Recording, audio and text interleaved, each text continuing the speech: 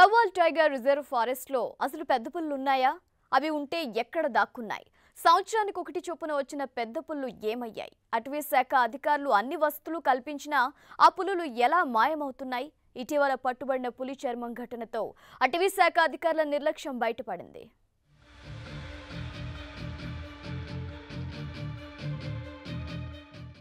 మహారాష్ట్ర సరిహద్దుల్లోని కవ్వాల్ అభయారణ్యం 2012లో పెద్ద పులుల సంరక్షణ కేంద్రంగా గుర్తింపబడింది. టైగర్ రిజర్వ్ ఫారెస్ట్గా గుర్తింపు పొందిన 3 ఏళ్ల తర్వాత పులుల వలస కొనసాగుతూ వచ్చింది. కవ్వాల్ అరణ్యంలో పులులు సంచరిస్తున్నాయని అటవీ శాఖ అధికారులు అన్ని రకాల జాగ్రత్తలు తీసుకున్నారు. పశువుల కాపరులు అడవిలోకి వెళ్లకుండా జాగ్రత్త చర్యలు చేపట్టారు. 2018లో జన్నారం అటవీ డివిజన్లోని గడ్డి క్షేత్రాల పెంపుతో శాకాహార జంతువులు గణనీయంగా పెరిగి వాటి మీద ఆధారపడ్డ మాంసాహార జంతువుల సంఖ్య పెరుగుతూ వచ్చింది. ఇలా జాగ్రత్త చర్యలు చేపట్టినప్పటికీ ఇక్కడికి వచ్చిన పెద్ద పులులు ఎటు వెళ్తున్నాయన్నది ప్రశ్నార్థకంగా మారింది.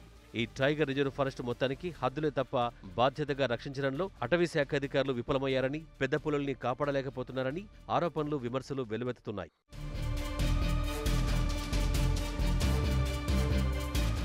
ఉమ్మడి ఆదిలాబాద్ జిల్లాలో విస్తరించి ఉన్న కవ్వాల్ అభయారణ్యం 89,200 హెక్టార్లలో విస్తరించి ఉంది. ఇది ప్రస్తుతం ఖానాపూర్ డివిజన్లో 60%, జన్నారం డివిజన్లో 20%, ఉట్నూరు డివిజన్లో 10%, ఆసిఫాబాద్ డివిజన్లో 10% విస్తరించి ఉండడంతో పులులకు రక్షణ కరువైంది. 2015లో కాగజ్నగర్లో 4 పిల్లలు, తల్లితో కలిపి 5 పులులు అప్పటి సీసీ కెమెరాలో చిక్కాయి.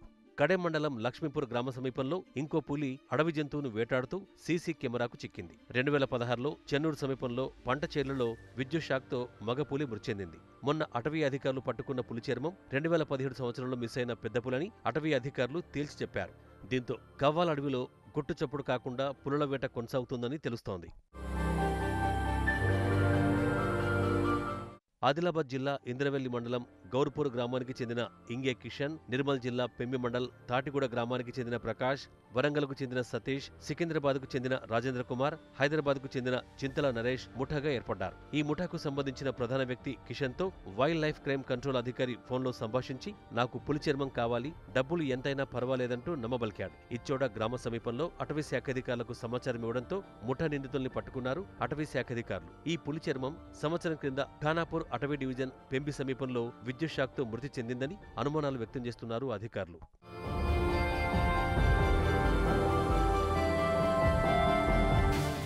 మొత్తానికి అటవీ శాఖ అధికారుల నిర్లక్ష్యంతో కవ్వాల్ అభయారణ్యంలో పులులు మాయమవుతున్నాయి. ఇప్పటికైనా ఉన్నతాధికారులు చర్యలు తీసుకుని వీటికి ఫుల్ స్టాప్ పెట్టకపోతే ఈ అభయారణ్యంలో పులులు లేకుండా పోతాయని పలువురు సూచిస్తున్నారు.